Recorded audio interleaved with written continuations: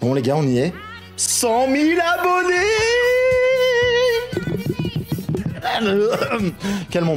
Calmons-nous, c'est incroyable, 100 000 abonnés. Oh, j'aurais jamais cru, on me l'aurait dit, je l'aurais jamais cru. Franchement, 100 000 abonnés, bah déjà c'est 100 000 merci à vous, parce que c'est vous qui êtes 100 000, c'est vous qui suivez mon travail, c'est vous qui faites que je suis encore là alors que je m'étais donné à la base 3 mois, que vous avez changé ma vie, concrètement, à me permettre de parler tous les jours de ce que je kiffe le plus au monde, en essayant d'en vivre. Mais encore merci, c'est incroyable, j'attends ma petite plaque, je vais la mettre là, elle va être bien, je savais pas quoi mettre ici, ça va être super. Non, je suis trop content, je suis trop content si vous êtes sur cette vidéo. C'est que je viens tout juste à l'instant de dépasser les 100 000 abonnés. Et ça a été un sacré rodéo, puisque j'ai commencé en avril de l'année dernière, qui a eu 1000 péripéties au milieu, on va en parler, et que bah là, la fin elle a été très rapide, trop rapide. Sur le dernier mois, j'ai fait quoi, 11 000 abonnés, je crois. Bref, merci, et on va en profiter puisque j'ai pas eu le temps, j'aurais aimé faire un truc de fou, mais c'est arrivé très vite, et du coup, on va se contenter d'une FAQ, c'est pour ça que vous êtes là et que vous êtes sur cette vidéo, une FAQ où j'ai une 75 questions, un truc comme ça, et on va prendre le temps ensemble aujourd'hui de répondre à toutes vos questions. Aujourd'hui, bah, pas de spoiler zone, mais toujours un générique.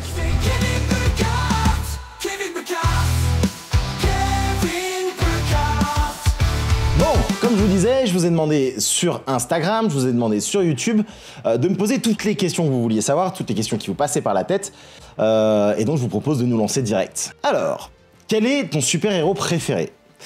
Bah là, il y en a plusieurs. Moi, ça faut savoir que j'aime bien les super-héros qui ont quand même du charisme, qui ont un sens de la justice. Et du coup, c'est vrai que dans le MCU, moi j'aime beaucoup Captain America. D'ailleurs, j'ai des tatouages, et celui-ci sur le coude, bah, c'est le bouclier de Captain America de façon un peu stylisée. Et donc ouais, non, Captain America est quand même l'un des préférés. J'aime beaucoup The Punisher, j'aime beaucoup Moon Knight dans les comics. Et Spidey, qui est toujours celui que j'ai toujours aimé.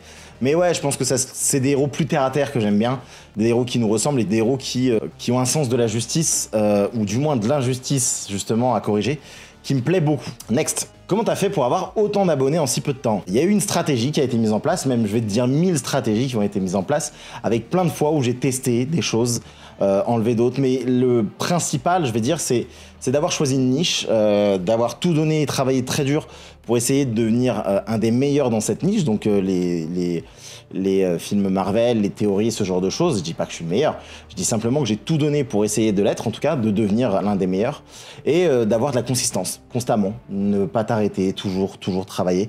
Il y a beaucoup de chance, parce que j'aurais très bien pu faire un flop total, donc c'est pour ça que je crois vraiment au fait qu'il faut s'entraider dans cette communauté, parce que on a tout à gagner à s'entraider et à faire émerger des gens, et c'est pour ça que d'ailleurs j'aime beaucoup la Spoiler Room, parce que je trouve que c'est un espace où on s'en fout du nombre d'abonnés, c'est juste, il y a des gens intéressants, on en discute et c'est trop cool.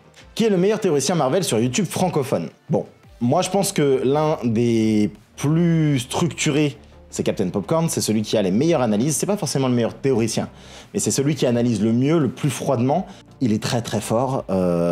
Moi j'aime beaucoup Hirosef aussi, j'ai eu la chance de travailler un petit peu avec lui, il était venu sur le live Loki, le dernier, qui a toujours été une référence pour moi depuis des années et des années. Et ça c'est ce qui me plaît le plus, de là à dire que c'est meilleur, j'en sais rien, mais c'est ce qui me plaît le plus. Et je pense aujourd'hui, franchement, en toute modestie, pouvoir me dire que je fais partie de ceux qui y arrivent le mieux aussi. Est-ce que tu as des projets pour de futures collaborations, comme la Spoiler Room, mais sur ta chaîne? Alors j'en avais plein, je pense que c'est des questions qui vont revenir assez souvent. J'en avais plein, seulement le hack m'a vraiment blessé, m'a vraiment fatigué, m'a vraiment usé, et ce qui fait que je suis reparti vraiment à l'essentiel. C'est-à-dire qu'en gros, le hack m'a fait prendre conscience que je pouvais tout perdre, et donc du coup, c'est vrai que depuis, je me concentre plus à l'idée de faire en sorte que ma chaîne soit rentable, m'entourer de gens, de monteurs, etc., pour faire en sorte d'avoir une base plus solide, on va dire, qui me permet de moins me fatiguer. Alors qu'avant, j'allais dans plein de projets différents, je faisais plein de lives, etc. Maintenant, je me suis un peu plus structuré, et donc oui, à l'avenir, moi, j'aime toujours faire des collaborations. Le truc, c'est que la Spoiler Room me permet d'assouvir ce besoin, d'être avec des gens dans des lives, etc. Et ce qui est bien, c'est que c'est pas à moi de l'organiser, donc c'est un vrai plus. Et l'année prochaine, avec tous les projets, ce sera un peu différent, mais c'est une question pour l'année prochaine. Comptes-tu te pencher un peu plus sur le domaine manga animé? Il y a beaucoup à faire. Pas du tout. Pas du tout, pour la simple et bonne raison que je suis pas du tout calé en manga. Et il y a déjà tellement de gens qui font ça bien, mais qui font ça même très bien, que non. Ton histoire, ton passé, employé et entrepreneuriat. Bon, je suis monté sur Paris en 2014 où j'ai rejoint un groupe média qui s'appelait Minute Buzz, donc en tant que salarié, car avant j'étais freelance. Et là-bas, donc j'ai monté en grade assez vite, je suis devenu directeur artistique de la vidéo. Et puis j'ai créé un média qui s'appelle Hero, qui est un média qu'on a monté à 2 millions d'abonnés, qui était un média qui était quand même important à l'époque, pour dire on était devant Combini pendant longtemps, on s'est fait la bourre pendant longtemps, même si c'est des copains. Et donc voilà que j'ai quitté en 2020 parce que TF1 a racheté et que je m'étais déjà embrouillé avec TF1. Bon, je vous raconterai ça une autre fois, c'était intéressant quand même, mais c'était une expérience incroyable, je trouve, dans ce média. Et par la suite, après, j'ai été directeur du studio et co-directeur digital chez Montreux Comédie, qui est donc un festival d'humour. C'était très bien, mais voilà, j'ai eu envie d'autre chose et j'ai eu envie, mais on va en discuter après, de me relancer dans ma passion qui est la pop culture. Comment arrives-tu à devenir un expert? Quel est ton parcours? Bon, le parcours, on en a parlé. Et comment j'arrive à devenir un expert? Eh ben écoute, ça demande beaucoup de temps, beaucoup de travail, ça demande de lire énormément. Un jour, je me suis dit, je m'étais mis au défi de lire énormément de comics. Donc il y a une plateforme qui s'appelle Marvel Unlimited où tu as tous les comics Marvel. Et là, en fait, le jour où j'ai découvert ça, j'ai plus jamais sorti mon nez de cette application et j'ai bourriné. Et après, bah, j'avais quand même un passif, pas journalistique, mais en tout cas de rédactionnel, d'analyse. Mais l'idée, c'est de travail. Il n'y a que le travail et la consistance, c'est tout. Ça fait depuis quel âge que tu as commencé à aimer les contenus Marvel et DC? Depuis toujours, je pense. Hein. J'ai toujours aimé, depuis gamin. Je pense que mes premiers souvenirs, c'est la série Spider-Man et la série Batman des années 90. Ça, c'était mon truc que je kiffais de fou.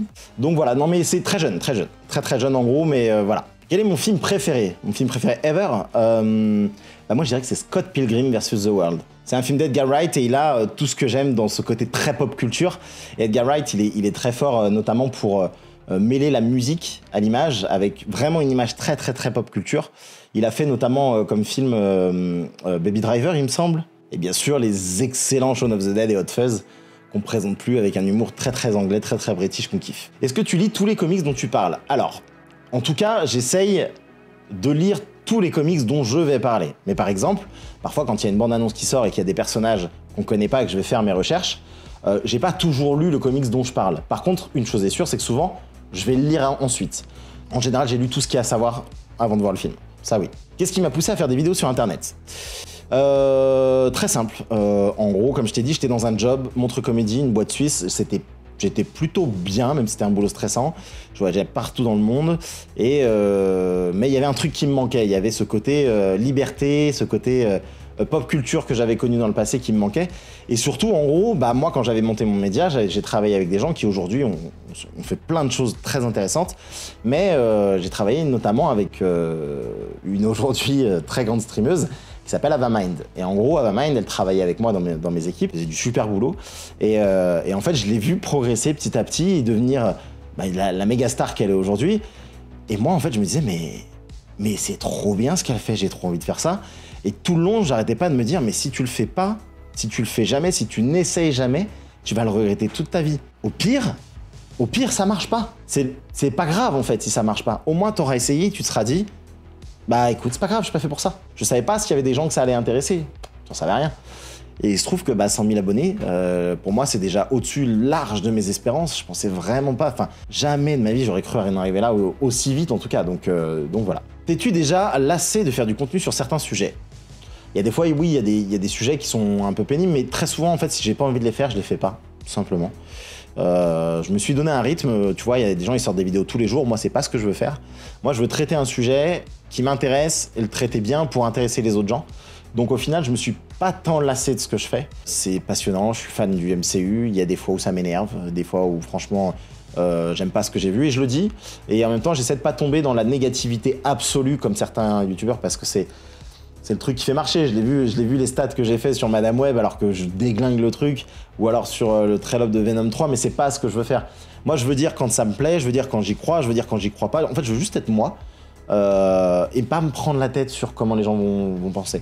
Malgré tout, il y a certains sujets qui m'intéressent grave, que je fais et qui intéressent personne, et dans ce cas-là, j'insiste pas. Est-ce que je rate beaucoup si je saute quelques films du MCU que je trouve ennuyeux? Alors ça, je peux pas te le dire. Ça dépend. Ça dépend du film. Black Widow, Tu le vois pas, ça change rien. Je l'ai vu une fois, c'est comme si je l'avais jamais vu, hein, je te le dis. C'est le film que j'ai le moins vu d'ailleurs du MCU. Mais voilà, ça dépend. Ça dépend. Est-ce qu'à un certain palier d'abonnés, tu penses pouvoir faire des concepts ou même un jour pouvoir interviewer des acteurs? J'ai envie de faire plein de choses. Moi, il y a un truc qui m'intéresse, et d'ailleurs, vous pouvez me le dire dans les commentaires si c'est un truc qui vous intéresse aussi, c'est que j'insiste souvent sur le fait que la curiosité est le secret du bonheur. J'y crois vraiment, et moi, si je fais ce métier aussi, c'est parce que je suis très très curieux et j'adore aller en profondeur. Et moi, j'aimerais beaucoup qu'un jour, je sais pas, à voir si c'est possible, cette chaîne ou une autre évolue dans le sens de la curiosité. Je sais que j'ai toujours, d'ailleurs c'est un peu la suite de ton truc, j'ai toujours discuté avec beaucoup de gens, j'ai interviewé plein de personnes pendant ma vie et énormément d'acteurs, vous le savez peut-être pas. Mais justement, dans mon ancien média que j'avais créé, qui s'appelait Hero, j'ai interviewé tous les plus grands acteurs français et américains. C'est un truc que j'adorais, que j'ai essayé de relancer d'ailleurs au début de Buckheart. Mais aujourd'hui, j'ai pas le temps et les moyens de le faire. Voilà. Quel est l'avenir de la chaîne, des projets en tête, des nouveaux concepts? Bon, j'en ai un peu parlé hein, là, à l'instant, mais l'avenir de la chaîne, c'est de continuer à faire ce que je fais aujourd'hui. J'aimerais faire beaucoup plus de live. Ça, c'est vraiment le truc sur lequel je tiens et créer du concept dessus. Mais aujourd'hui, je vais pas vous mentir, depuis le hack, je suis rincé ma race. Je suis mort de chez mort. J'entretiens, je vais partir en vacances et franchement, je verrai après. Est-ce que plus tard, prochainement, t'as prévu de faire des collabs? Hirosef ou Argorok, ce serait cool. Moi, j'aime trop les collabs. J'adore faire des collabs. Donc oui, dans l'idée, en fait, si le format s'y prête, je fais une collab. Maintenant, avec qui ça dépend. Argorok, je le connais pas du tout. Enfin, je le connais, je suis ses vidéos, mais je le connais pas. Et Hirosef, pour le coup, on se connaît un peu. Je lui ai déjà posé la question, est-ce que ça t'intéresserait de faire des collabs? Et donc, Hiro m'a dit tout simplement qu'en ce moment, il n'en faisait plus. Et puis voilà, c'est son choix, je le respecte totalement. Il m'a dit peut-être un jour, mais pas pour le moment. Donc maintenant, moi, c'est ouvert. J'ai fait des collabs avec déjà des copains. C'est un truc que j'aime bien faire. L'idée de d'écrire à deux, c'est un autre exercice. Mais faut que ça ait du sens. Est-ce que ça va? Bah ouais, non, c'est gentil. Merci pour cette question. Comme je vous l'ai dit, je crois que le hack est le truc qui m'a fait le plus mal. Mais bon, j'étais déjà fatigué. En fait, ça fait des mois que je traîne une fatigue. Ça fait des mois que j'arrive pas en fait à lâcher. C'est une machine qui roule tout le temps. Donc ouais, ça va, mais je suis très fatigué. J'ai 2 enfants en bas âge, comme vous le savez. Je monte un business en plus à côté avec un copain. Ça fait beaucoup de choses et je pense que ça fait beaucoup trop de choses, sachant que l'année dernière, j'ai pas vraiment eu de vacances. Et donc là, les vraies vacances aux coupures totales vont faire du bien. Comment est-ce que tu te fais un seigneur dans la description de la théorie comme ça? Franchement, t'es le seul YouTube que j'attends. Bon, je suis pas sûr d'avoir compris, mais j'ai l'impression que c'est ce qu'on s'est dit tout à l'heure. C'est du travail, de l'abnégation. De la rigueur, d'être constant. En fait, c'est des trucs qui sont donnés à tout le monde. Mais je crois que c'est ça le secret. C'est juste en gros ne rien lâcher et tout donner et bosser et surtout être conscient de ses faiblesses parce qu'il y a plein de fois où il y avait des formats qui étaient nuls et faut en être conscient et de se dire bah c'était pas ouf. Et en fait, quand on regarde, si vous regardez mes vidéos, elles ont grave évolué, que ce soit esthétiquement, que ce soit dans la manière dont je parle, que ce soit les musiques, que ce soit le montage. Et en fait, constamment évoluer d'une vidéo à l'autre. Constamment.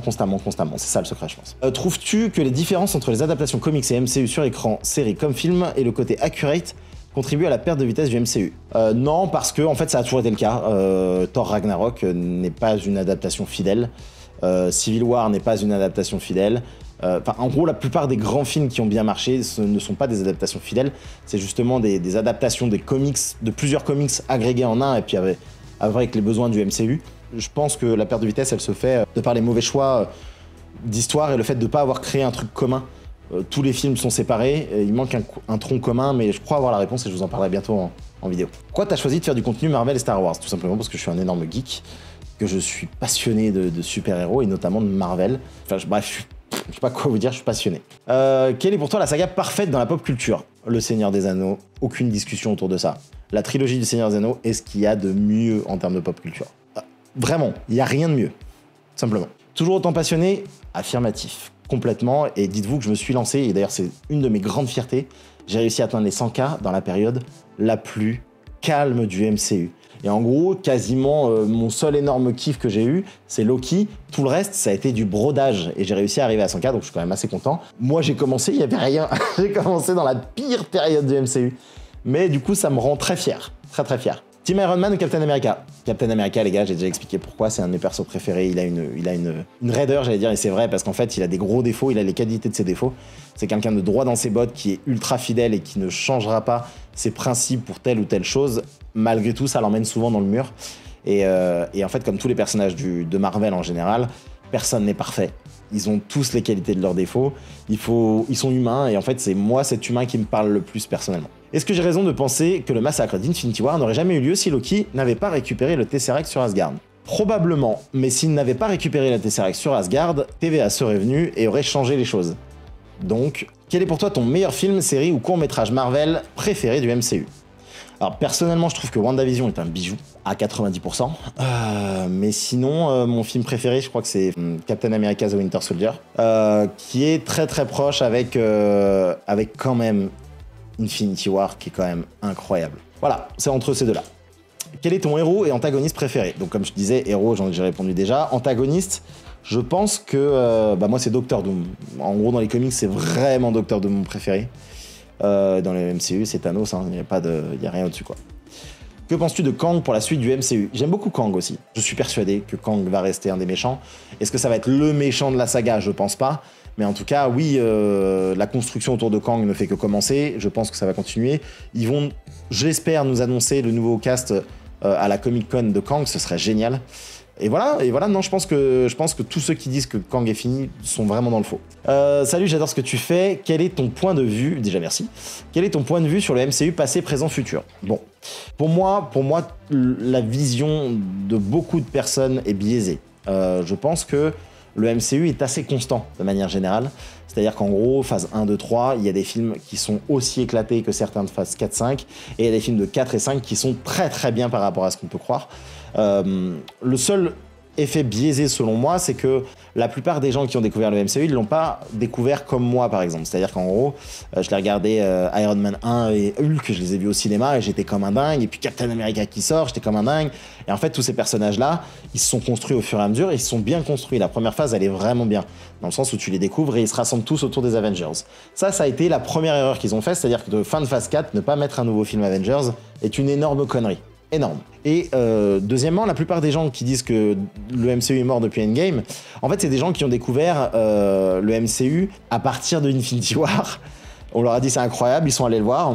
Pendant un an, ils ont fait tout le MCU en entier, ils l'ont rematé, et ils sont allés voir Endgame. Et c'était l'expérience la plus incroyable de leur vie. Tu m'étonnes, ça faisait un an qu'ils bouffaient du MCU, et ils sont arrivés à l'apothéose directe. Et depuis, ils se disent ah, je ressens pas la même chose, parce que les gens sont drogués à la dopamine.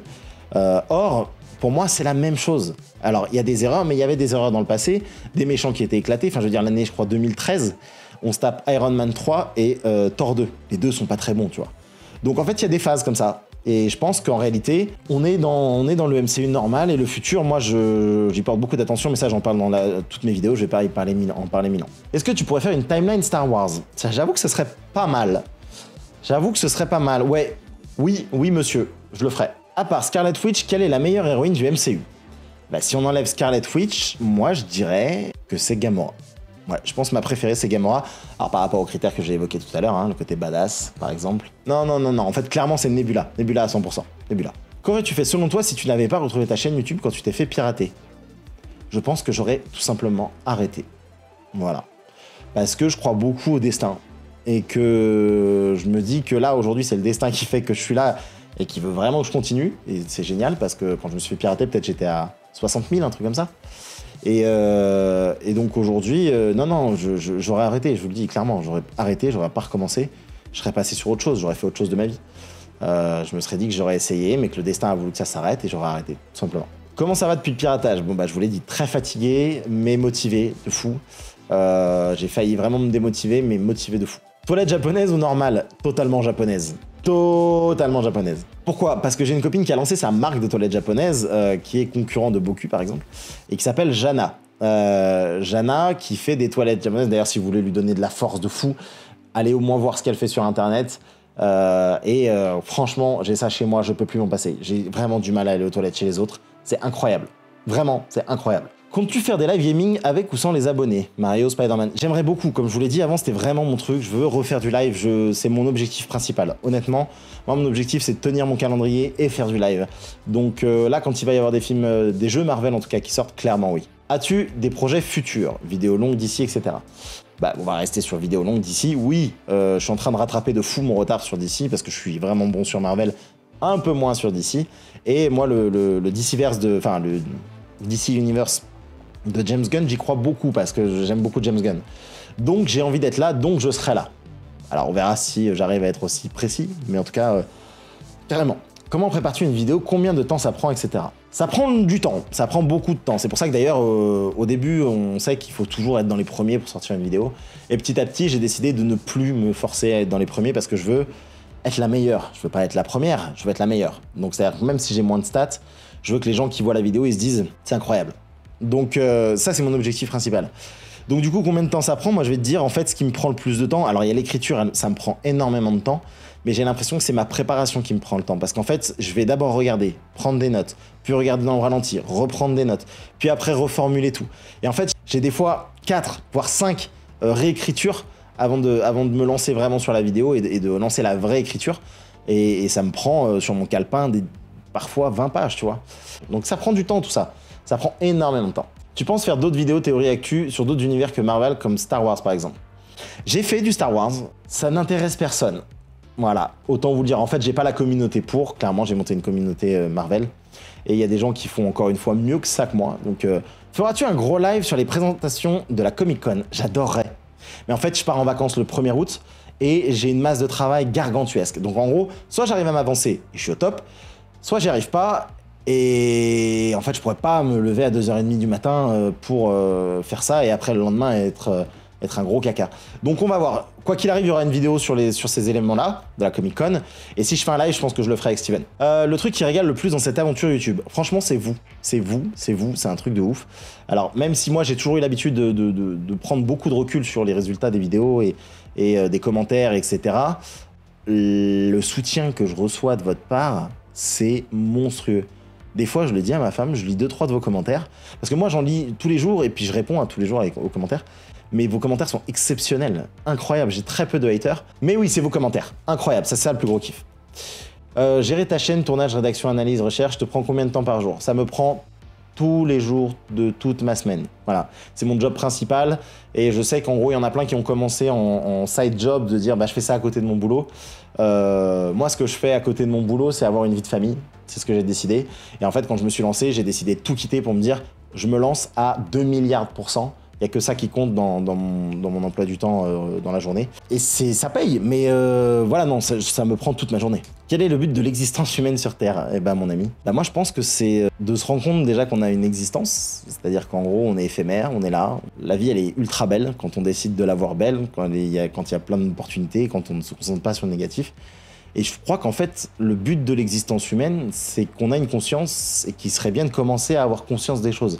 Parce que souvent, on s'enferme dans des problèmes qui n'existent pas, sur le regard des autres, sur ce que j'ai pas, alors que déjà, ce que t'as, mon pote, c'est incroyable. Et en fait, si tu veux plus, bah on n'a rien sans rien. Ça veut dire qu'il va falloir sacrifier des choses dont tu ne fais même plus attention, mais que quand t'auras plus, tu te diras « Putain, c'était bien quand même ». Pour tenter d'avoir autre chose. En gros, on prend 2 pas de recul pour sauter plus loin. Et je crois qu'en fait, juste le but de l'existence, c'est propre à chacun. Il y a des gens, ils se disent, bah, moi, je suis là pour kiffer. Et en fait, mon but, c'est pas de devenir le roi du monde, et c'est très bien. Et puis, il y a celui qui se dit, moi, je veux kiffer aussi, mais à ma manière, et qui va se dire, je vais tout faire pour avoir ce que je pense être ce que je mérite. Voilà, en gros, il faut juste trouver ton propre but à toi, mon pote, c'est tout. Quel est le premier film Marvel que tu as vu? C'était Blade. C'était Blade. Et la première fois que je suis allé en boîte, ils ont passé la musique de Blade. Alors là, j'étais... quel âge as-tu et quel est ton anniversaire? J'ai 35 ans et je suis né le 25 mai 1989. Si vous voulez m'envoyer des cadeaux. Quelle place joue ta famille dans ton développement perso en tant que créateur de contenu? Elle est absolument centrale. En gros, c'est mon encre. C'est celle qui me permet de pas sombrer totalement dans ce métier qui est un métier de fou.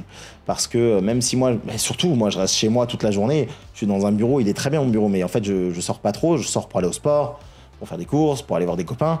Mais de manière générale, je suis vachement dans mon bureau, mes rendez-vous je les fais dans mon bureau, toute la journée je suis là. Et donc en fait, pour moi ça me permet d'avoir un pied dans la réalité, dans le sens où ma famille me permet de me dire que c'est ça qui est vraiment important et que ce que je fais c'est aussi principalement pour eux.